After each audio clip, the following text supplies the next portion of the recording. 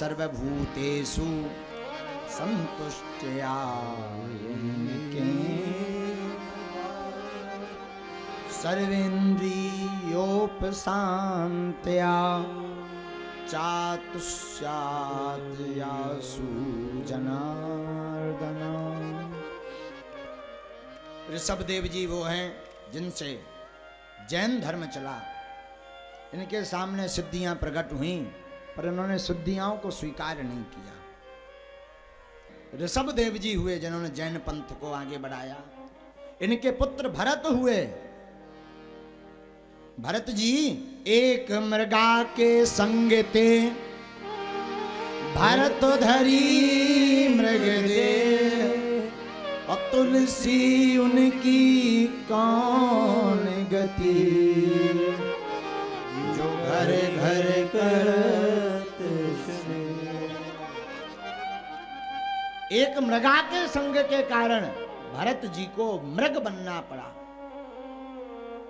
तुलसी बाबा कहते उनकी कौन गति, जो घर घर प्यार करत फिरत। कहूं ई से प्यार, कहूं ऊ से प्यार है। हम एक बात बोले, बुरा मत मानना, प्रेम करना है तो संसार वालों से क्या करना, प्रीति करनी है तो परमात्मा से करो, जो कभी टूटेगी नहीं, जो कभी टूटेगी नहीं। तो भरत जी के 5 बेटे हुए। बड़े बेटे का नाम सुमति। सुमति को राज्य देकर के भरत जी वन में गए। एक दिन तपस्या कर रहे थे, सूर्य भगवान को अर्घ दे रहे थे गंडकी नदी में। उसी समय एक सिंह ने दहाड़ लगाई। दहाड़ लगाई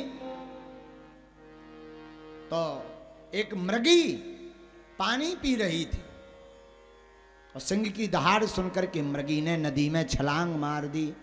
पर वो मृगी गर्भवती थी, तो उस पार जाकर के मृगी जैसे ही छलांग लगाई तो मृगी का मध्य रास्ते में ही गर्भपात हो गया। गर्भपात हुआ और मृगी उस पार जाकर के गिर के मर गई। नन्हा सा बालक गिर गया पानी में। जब भरत जी ने विचार किया, भरत जी ने विचार किया अगर हम इसे तुरंत नहीं बचाएंगे तो आफत हो जाएगी। भरत जी ने तुरंत उस मृगी के शावक को बचा करके अपने आश्रम ले आए, और लालन पालन करने लगे। धीरे धीरे प्रेम बढ़ गया। ध्यान से सुनना। तो भरत जी मृग के शावक को अपने आश्रम में लाए और ला करके रखने लगे। धीरे धीरे भरत जी का प्रेम बढ़ गया। वो मृग बड़ा हुआ। एक दिन सजातीय पशुओं के साथ भाग गया। भरत जी उसके प्रेम में व्याकुल होकर के ढूंढने लगे।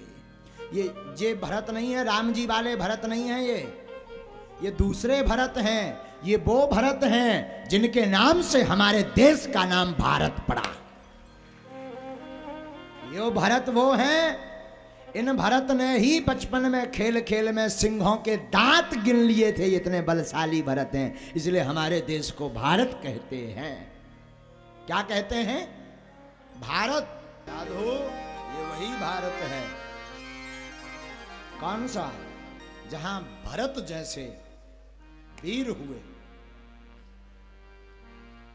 जिन्होंने बचपन में ही सिंहों के दांतों को गिन लिया, वही भरत। मृग भागा, इनका प्रेम मृग से बढ़ा। तो ये मृग के प्रेम में अपने शरीर छोड़ दिए। इनका दूसरा जन्म मृग का हुआ।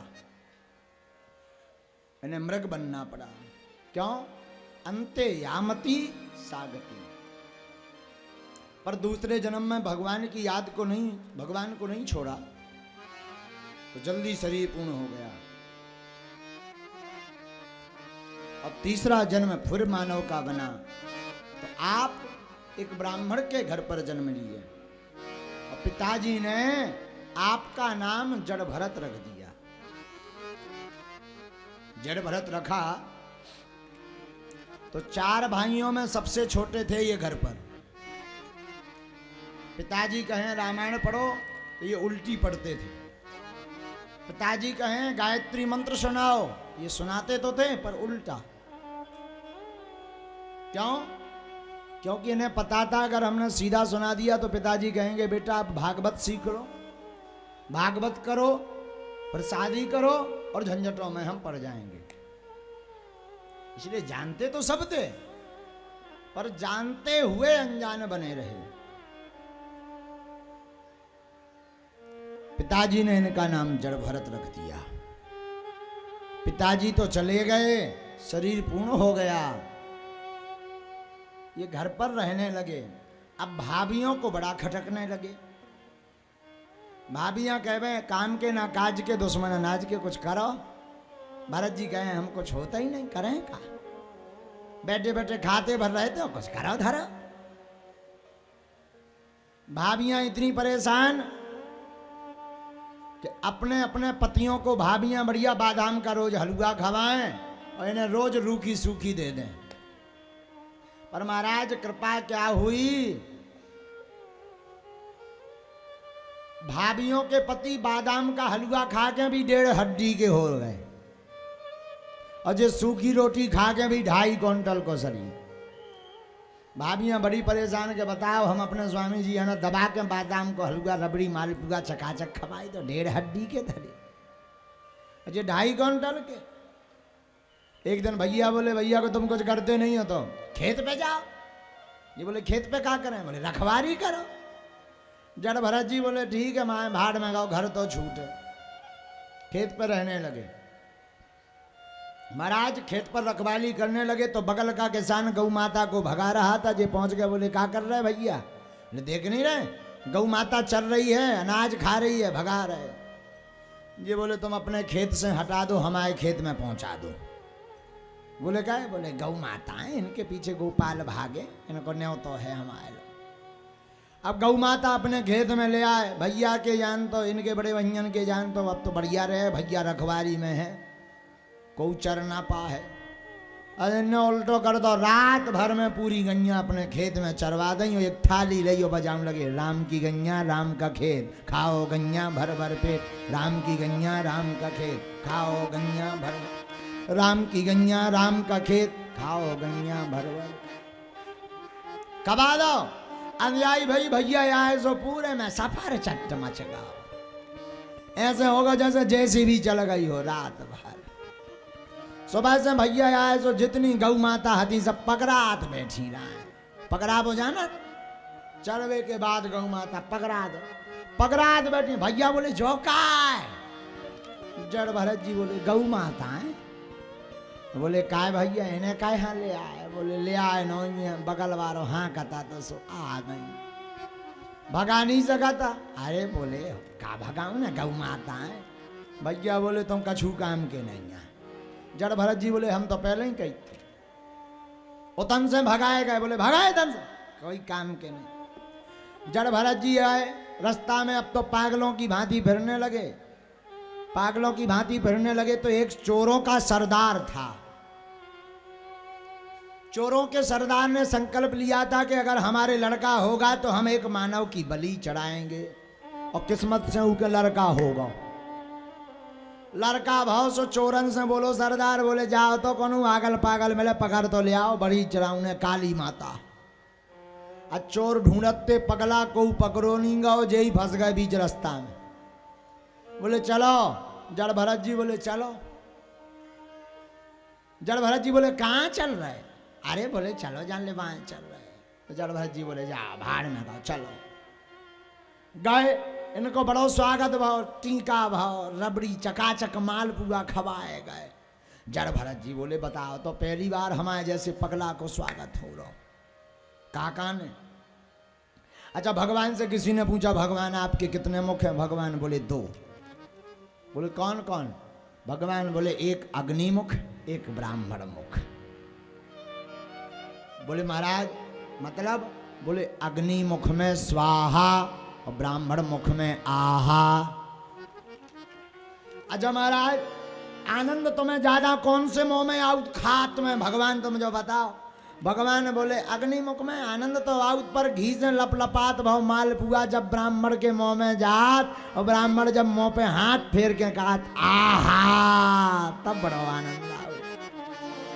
ये हम नहीं कह रहे, वेद का मंत्र कह रहा। ब्राह्मणोस मुखमासीद बाहु राजन्य, वेद का मंत्र कह रहा, ऋग्वेद का मंत्र है ये, शुक्ल यजुर्वेद का। हाँ, हम पंडित जी ऐसे बगल में बैठा है कि जान नाम आया गड़बड़ होगा तो बताओ जज्जो।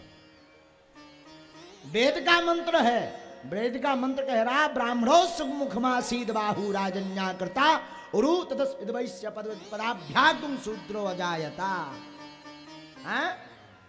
भगवान का एक मुख है ब्राह्मण मुख, और ब्राह्मण के मुख में घी से लपलपात भाव जब माल पुआ जाए, आहा कहना क्या, इन्हें चकाचक मालपुआ खवाए महाराज, मालपुआ खवाए। अब भरत जी पे कहीं चलो, महाराज जी बोले कहाँ? अरे बोले का स्वागत हिंसैया बॉस है तुम्हें इसमें। बोले कहाँ चलने? अरे बोले सीधी जा कटने घिचिया, हाँ गर्दन कटने। जड़ भरत जी बोले जब खाओ है तो चलो माए भाड़ में गाओ। जड़ भरत जी काली माता के मंदिर में पहुंचे तो चोरन के सरदार ने ऐसो घिचिया में गर्दन में बढ़िया लगा दी हरदी चार, टीका लगा वो तलवार जा निकाली। भरत जी बोले आ लाला सैतमें में फंस गए हम तो, चार मालपुआ खाए जो तो सब यार ही ताप रहे, लेकिन कहीं भाड़ में गाओ, हम तो मरता ही नहीं है कभी। बोले क्यों? नैनम छिंदति शस्त्राणि नैनम दहति पावका न चैनम कलेस्द्यं त्यापो न सोख्यति मारुता। बोले हम तो आत्मा है, आत्मा को ना कोई मार सकता, ना कोई जला सकता, ना कोई काट सकता है, मरता तो शरीर है।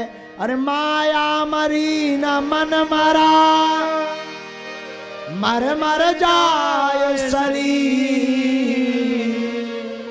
आशा तृष्णा ना मरी, कहे गए दास कबीर। हम नहीं मरते, मरती तो शरीर है। जान भरत जी बैठ गए। काली माता ने विचार करो, इतना ब्रह्म ज्ञानी हो, को गर्दन कट जाए, काके हैं आदमी। जैसे ही चोरों के सरदार ने तलवार निकाली, मारने का जो प्रयास किया तो मां भगवती सहसो चाटो चाट गए। मां भगवती कल कल किल्लौत करती हुई कांप गया मंदिर, और माता भगवती मंदिर में प्रकट हो गई। काली माता प्रकट भई, हाथ से तलवार छुड़ाई चोरों के सरदार को। जितने चोर होते सबका वध करके चोरों के सरदार का मृत्यु दंड दे करके मां परत हस्त मुद्रा में खड़ी हो गई। जड़ भरत जी देखे कि अब इतना हल्ला सो होगा। जब ऊपर देखो सो माता खड़ी ना है। माता बोली गाओ बेटे। जड़ भरत जी बोले ठीक आ गई, सो कोनो दिक्कत नहीं। अब बोले तप जाते था, सो बोले सो दो दिक्कत ना थी, हमें कोनो दिक्कत भर ही नहीं पड़ा था। धन्य है जड़ भरत जी। माँ ने भरत हस्त दिया, जड़ भरत जी चल दिए। रास्ते में रहुगण को उपदेश दिया, रहुगण को समझाया।